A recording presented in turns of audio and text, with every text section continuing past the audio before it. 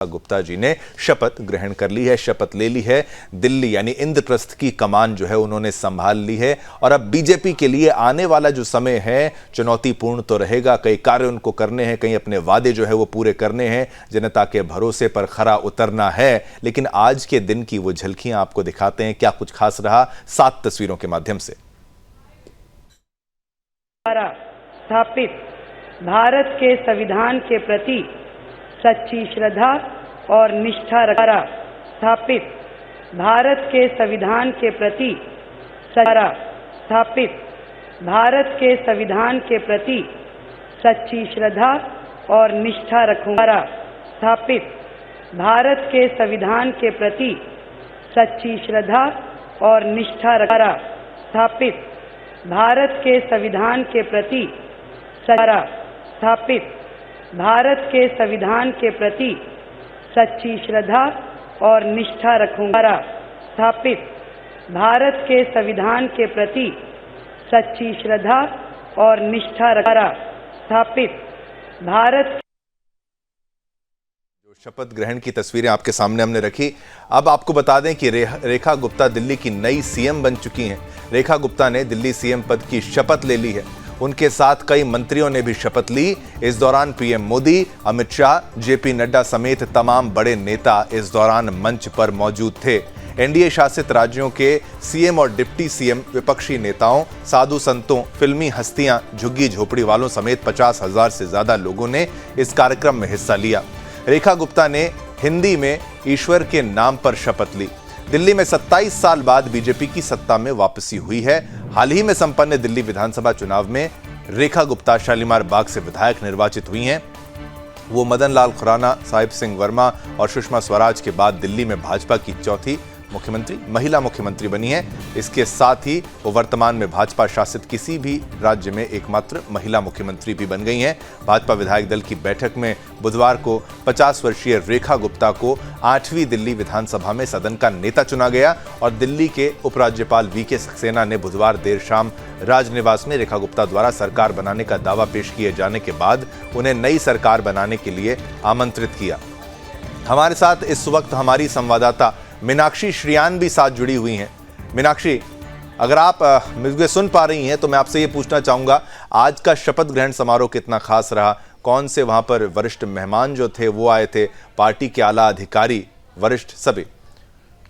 हमारे साथ सौरभ तिवारी भी लाइव हैं और दीपक खामरा भी लाइव हैं। चलिए हम सभी के पास एक एक कर चलते हैं। मैं चाहूँगा कुछ ही पलों में हमें टेलीविजन स्क्रीन पर मीनाक्षी श्रियान, दीपक खामरा और सौरभ तिवारी भी आ जाएं और हर किसी से ये सवाल रहेगा क्योंकि आज का दिन बेहद ही खास बीजेपी के लिए, क्योंकि भाई बीजेपी के द्वारा जो आज एक महिला मुख्यमंत्री की जो शपथ ली गई है और वो इतने समय के बाद आम आदमी पार्टी की सरकार को हराकर आज के दिन यहां पर रेखा गुप्ता जो हैं मुख्यमंत्री की शपथ ले चुकी हैं। अब आने वाला समय कितना चुनौतीपूर्ण रहेगा वो तो आने वाला वक्त बताएगा, लेकिन बीजेपी ने वो कर लिया है जिसका लक्ष्य उन्होंने निर्धारित किया था कि भाई उनको दिल्ली में सत्ता में आना था और अपने वादों को पूरा करना वो आने वाले समय में होगा। लेकिन यमुना की सफाई से लेकर तमाम वो मुद्दे मौजूद रहेंगे। चलिए एक एक करके अपने सभी संवाददाताओं के साथ चलते हैं। मेरे साथ वरिष्ठ संवाददाता सौरभ तिवारी हैं, वरिष्ठ संवाददाता दीपक खामरा और मीनाक्षी श्रियान भी मेरे साथ इस वक्त हैं। सबसे पहले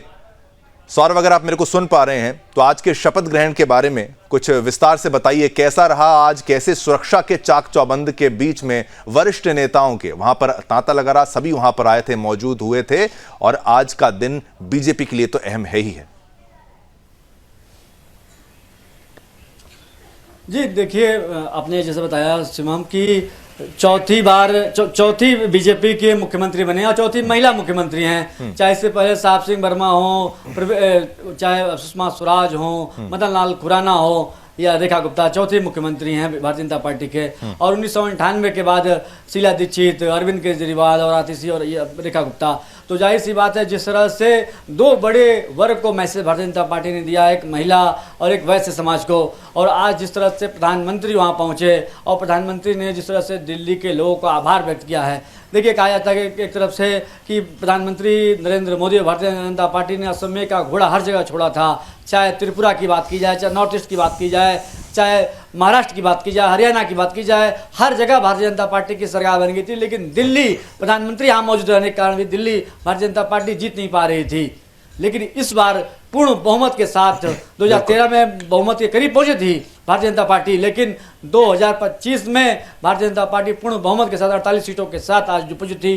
तो आज प्रधानमंत्री जो पहुंचे थे, जो उनके जो अंदर उत्साह दिखाई दे रहा था प्रधानमंत्री के अंदर, आज जाहिर सी बात है जिस तरह से एनडीए के जितने बड़े नेता थे, मुख्यमंत्री बीजेपी सदस्य राज्यों के मुख्यमंत्री, उप मुख्यमंत्री थे मौजूद थे, कई बड़े लोग, हस्तियों, साधु संतों को बुलाया गया था। तो एक बड़ा मैसेज भी देने की कोशिश करी थी दिल्ली की तरफ से कि ठीक है कि लगातार जो विपक्ष सवाल कभी कभी उठाता रहा है कि भारतीय जनता पार्टी में, एनडीए में फूट पड़ रही है, तो बीजेपी ने एक मैसेज भी यहां से दिया है कि एनडीए पूरी तरह से एकजुट है। बिल्कुल। चलिए दीपक खामरा भी हमारे साथ इस वक्त हैं। दीपक, दिल्ली को जीतना, दिल्ली पे फतेह हासिल करना बीजेपी के लिए बहुत मुख्य उद्देश्य था और बीजेपी ने वो करके भी दिखाया है।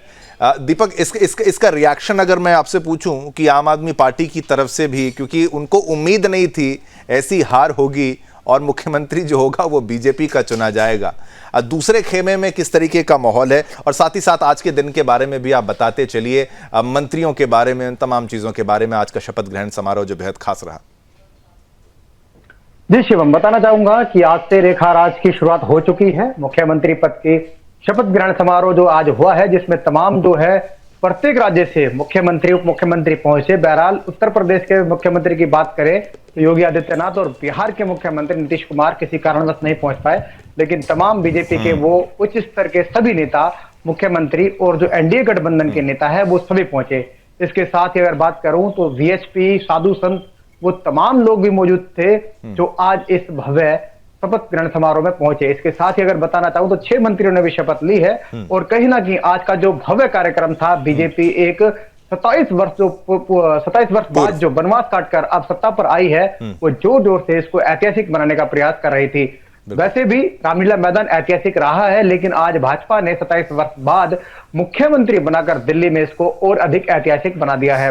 बहरहाल मैं अगर बात करूं शिवम जी, आपने कहा कि विपक्ष की बात, तो विपक्ष को कहीं ना कहीं चुनाव तक बिल्कुल अंदाजा नहीं था कि ये चुनाव भाजपा एक तरफा निकाल लेगी, क्योंकि जिस प्रकार हम बयान सुन रहे थे, मुख्यमंत्री अरविंद केजरीवाल खुद कह रहे थे कि प्रधानमंत्री को भी दूसरा जन्म लेना पड़ेगा आम आदमी पार्टी की सरकार को हटाने के लिए। तो कहीं ना कहीं जो एक ये घमंड भारी पड़ा, ये मैं साफ तौर पर कहूं, ये जो घमंड में आ गए थे आम आदमी पार्टी के नेता या फिर कहें उनका शीर्ष नेतृत्व, यही इनको भारी पड़ा। हमारे साथ मीनाक्षी श्रियान भी हैं, उनके पास भी मैं आऊंगा, लेकिन एक छोटे से ब्रेक की मजबूरी है। छोटा सा ब्रेक दर्शकों लेते हैं, वापस आएंगे। मीनाक्षी श्रियान से पूछेंगे कि भाई अब एक महिला मुख्यमंत्री आ चुकी हैं, तो भाई दिल्ली की महिलाओं के लिए कितना बड़ा संदेश है और कितनी ज्यादा गौरव की बात है। मीनाक्षी, महिला मुख्यमंत्री के तौर पर एक जो शपथ ली गई, तो ये कितना बड़ा संदेश आपको लगता है दिल्ली की महिलाओं के लिए है? और साथ ही साथ अगर आपने ये बात नोटिस करी होगी, चाहे महाराष्ट्र का चुनाव हुआ करे, चाहे मध्य प्रदेश का चुनाव हुआ करे, चाहे हरियाणा का चुनाव हुआ करे, या फिर अब दिल्ली का, हर बार जो एक महिला फैक्टर होता है, जिन्होंने महिलाओं को ध्यान में रखा, जो आधी आबादी को जिसने भी ध्यान में रखा है, उसकी सरकार जो है वो सफल रहती है। ये अब एक फॉर्मूला सा बन गया है। थोड़ा सा दिल्ली की महिलाओं के लिए कितना अच्छा संदेश रहेगा? चुनावी वादे तो हैं, वो पूरे करने ही है। की महिला काफी एक्साइटेड है, क्योंकि दिल्ली की जो मुख्यमंत्री है वो भी एक महिला है। उन महिलाओं का दर्द जो है ऐसे समझते हैं कि उनको आगे क्या चाहिए। इनफैक्ट 8 मार्च वुमेन डे जो है, जैसा जो सीएम है रेखा गुप्ता, उन्होंने कहा है कि 8 मार्च को वो महिलाओं को जो है सौगात भी देने वाली है। उन्होंने अनाउंसमेंट कर दिया है और अगर बात करें मंत्रिमंडल की, तो यहाँ पर बीजेपी ने बेहद ही शानदार तरीके से जो है पूरे हिंदुस्तान के कुछ हिस्सों को जो है यहाँ पर सौगात दी है। कि आप देख सकते हैं जो नए मंत्रिमंडल है उसमें बिहार से आने वाले भगत सिंह को रखा गया है। इसके अलावा में बड़ा ब्राह्मण चेहरे के तौर पर कमल मिश्रा को रखा गया है और पंजाबी चेहरे के तौर पर आशीष सूद और जो मजिंदर सिरसा है दलित को भी दलित चेहरे के तौर पर जो है। ठीक है मीनाक्षी, थोड़ा सा ऑडियो ठीक है, थोड़ा सा ऑडियो का इशू, लेकिन आपकी बात हम समझ पा रहे हैं। मंत्रिमंडल के ग्राफिक्स दर्शकों वो भी हम लगातार आपको बता रहे हैं। सौरभ, आज यमुना की सफाई को लेकर भी जो बात सामने आ रही कि भाई वहां पर भी जाना क्या होगा, ऐसा कुछ अपडेट है, और साथ ही साथ ये भी कि भाई यमुना की सफाई का मुद्दा भी अब एक बार जोरदार तरीके से उठेगा, और ऐसी कुछ तस्वीरें भी देखने को मिल रही थी कि शायद एक्शन शुरू भी हो चुका है सौरभ, की जो आम आदमी पार्टी ने जो गलतियां की है, शायद बीजेपी वो गलतियां दोहराने का रिस्क नहीं ले सकती है। बीजेपी को भी बहुत अच्छे से पता है। सौरभ जी देखिए, हम लोग ग्राउंड जीरो पर लगातार मौजूद थे, सुदर्शन न्यूज़ की टीम, और लगातार जो जनता थी दिल्ली की वो ये बोल रही थी कि अरविंद केजरीवाल ने जो वादे किए थे यमुना की साफ सफाई के लिए, वो वादे पूरे नहीं हुए हैं। और देखिए, भारतीय जनता पार्टी की तरफ से खुद प्रधानमंत्री नरेंद्र मोदी ने 8 तारीख को जब भारतीय जनता पार्टी की जीत हुई थी, तो जहां मैं खड़ा हूं भारतीय जनता पार्टी का मुख्यालय, वहां पर उन्होंने कहा था यमुना की सफाई कि हमारा लक्ष्य है कि 3 साल में यमुना को साफ करना है। और देखिए, उसके बाद से लगातार यमुना में मशीनें डाली जा रही हैं, यमुना की साफ सफाई शुरू हो रही है। और आज मुख्यमंत्री रेखा गुप्ता हों, उनके मंत्रिमंडल के सहयोगी हों, सभी लोग आज यमुना घाट पहुंचकर यमुना की आरती करेंगे, यानी एक बड़ा मैसेज देने काम करेंगे। बिल्कुल सौरभ, और उस पर भी अपडेट हम लगातार आपसे लेने का प्रयास करेंगे। उसका समय, टाइमिंग दर्शकों वो भी हम आपको दिखाएंगे लगातार, जब जहां पर पहुंचेंगे यमुना के तट पर वो सभी लोग मंत्री पहुंचेंगे, वो तस्वीरें भी लाइव आपको सुदर्शन न्यूज पर हम दिखाएंगे।